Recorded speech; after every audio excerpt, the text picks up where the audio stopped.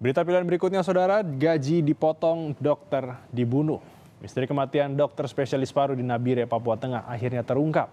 Pelaku merupakan penjaga kebersihan di RSUD Nabire yang sakit hati lantaran gajinya dipotong selama pandemi COVID-19. Namun orang tua korban meragukan motif itu. Misteri kematian Mawarti Susanti, dokter spesialis paru yang bertugas di Kabupaten Nabire, Papua Tengah, akhirnya terungkap. Dari hasil visum, korban mengalami patah tulang rusuk kiri dan kanan, serta mengalami luka memar di bagian dada. 2 pekan penyelidikan, polisi pun menyimpulkan, sang dokter dibunuh oleh penjaga kebersihan RSUD Nabire, Kei Wenge. Ada sampel DNA pelaku yang tertinggal di tubuh korban. Dan ini motif pembunuhan menurut polisi.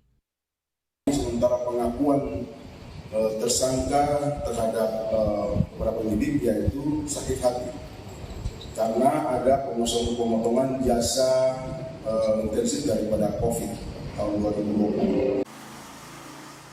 Namun orang tua korban meragukan motif itu. Ia menduga Kei Wenge bukanlah pelaku utama. Mungkin orang ini ada yang suruh atau ada orang di belakangnya sebagai